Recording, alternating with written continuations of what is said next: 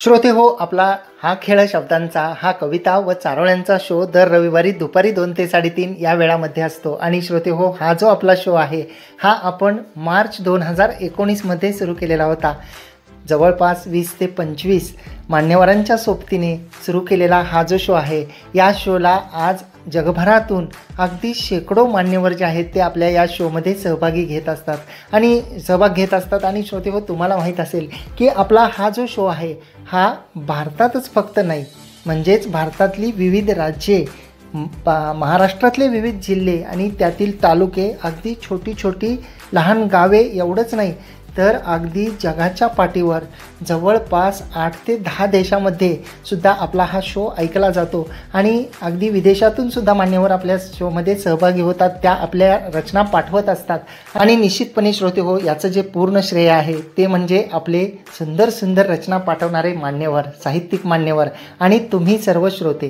कारण तुमच्या उत्स्फूर्त अशा प्रतिसादामुळं हा शो जो आहे आज जवळपास 2.5 वर्षापासून दर रविवारी सुरू आहे. आणि श्रोते हो, या आपल्या शोचे काही नियम असतात की जेव्हा आपण एकदा सहभाग घेता, म्हणजे आज आपण सहभाग घेतला आजच्या रविवारी, तर त्यानंतरचे येणारे जे 2 रविवार आहेत त्या 2 रविवारी आपण सहभाग घेऊ शकत नाही. आपण तिसऱ्या रविवारी पुन्हा जो आपला व्हॉट्सअप ग्रुप असतो त्यामध्ये शब्द दिला जातो, चित्र दिलं जातं आणि त्या अनुषंगानं आपण रचना पाठवू शकता. याचा एकमेव उद्देश जो आहे तो असा आहे की आपल्या जगभरातल्या सर्व मान्यवरांना यामध्ये सहभाग घेता आला पाहिजे. मी तुमच्या मनातले भाव की तुम्हाला तुमची रचना FM सादर व्हावी असं वाटणं साहजिक आहे, ती प्रत्येक रविवारी सादर व्हावी असं सुद्धा अगदी तुमची मागणी आणि तुमच्या मनातले जे भाव आहेत त्यांचा निश्चितपणे मी सन्मान करतो. परंतु सर्वच्या सर्व मान्यवरांच्या ज्या रचना आहेत त्या एकाच शोमध्ये घेणं शक्य नसतं, वेळेचं त्याला बंधन असतं. त्यामुळं आपण रोटेशन पद्धतीनं, म्हणजे सर्वांना संधी मिळावी या अनुषंगानं हे नियम केलेले आहेत. तर आपण ज्या व्हॉट्सअप ग्रुपमध्ये आहात आपल्या FMच्या, तर त्या व्हॉट्सअप ग्रुपमध्ये आपण तिथंच थांबावं, आपल्याला तिथं पोस्ट टाकली जाईल आणि त्यानंतरच आपण लिहावं. आणि जे नवीन मान्यवर आहेत, जे हा शो ऐकत आहेत, तर त्यांनासुद्धा मी या शोमध्ये सहभागाचं आमंत्रण देत आहे. आपणसुद्धा आपल्या सुंदर सुंदर रचना ज्या आहेत त्या FMवर सादर करण्यासाठी पाठवू शकता. आणि श्रोते हो, तुम्हाला माहीत आहे का की आज आपण अश्रूबद्दल बोललो. अश्रू जे सुखाचे आणि दुःखाचे दोन्हीचे सोबते असतात. अश्रू जे आपल्या भावभावना व्यक्त करतात. अश्रू जेव्हा ओघळतात तेव्हा मनावरचं जे ओझं असतं ते हलकं होतं, दुःख हलकं होतं, आनंद हा ओसंडून वाहतो. आणि आपल्या भावभावना या समोरच्यापर्यंत पोहोचवायच्या असतील तर अश्रू हे खूप मोठं त्यामध्ये कामगिरी बजावत असतात. आणि श्रोते हो, खरंच अश्रूंचं खूप मोठं मोल आहे. आणि अश्रूंना मोती असं सुद्धा संबोधलं जातं, कारण अश्रूंचा एक एक थेंब म्हणजे मोत्याची जी किंमत असते तेवढा असतो. त्यामुळं कधीही आयुष्यामध्ये जर कुणाला अश्रू द्यायचे असतील तर ते आनंद अश्रू द्या, दुःखाचे अश्रू कधीच कुणाला देऊ नका.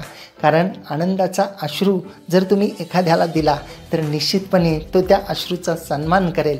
आणि तुम्ही जेव्हा दुःखाचे अश्रू द्याल तेव्हा जर तुम्हाला कधी वाटलं की आपल्यामुळं कोणी दुःखी होतं आहे तर निश्चितपणे पुढं या आणि त्या समोरच्या व्यक्तीच्या डोळ्यातला जो अश्रू आहे तो निश्चितपणे पुसा.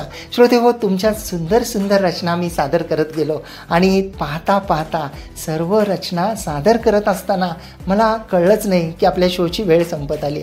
आणि दरवेळी श्रोते हो असं होतं की मी तुमच्या रचना सादर करतो आणि एका पाठोपाठ रचना सादर करत असताना त्या कवितेमध्ये, त्या चारोळ्यांमध्ये इतके सुंदर सुंदर भाव असतात की त्या सादर करताना मी अगदी मंत्रमुग्ध होऊन जातो. आणि असं वाटतं की हा जो आपला कविता आणि चारोळ्यांचा जो प्रवास आहे, तुमच्या रचना सादरीकरणाचा जो प्रवास आहे तो कधीच संपू नये. परंतु श्रोते हो, तुम्हाला माहीत आहे की प्रत्येक गोष्टीला हे वेळेचं बंधन असतं, तसंच आपल्या शोलासुद्धा वेळेचं बंधन आहे. आणि त्यामुळं श्रोते हो, तुमची आजच्या शोपुरती मला रजा घ्यावी लागणार आहे. आणि माझ्यासुद्धा डोळ्यामध्ये अश्रू आलेले असतात दर शो समाप्त करत असताना, शो संपत असताना.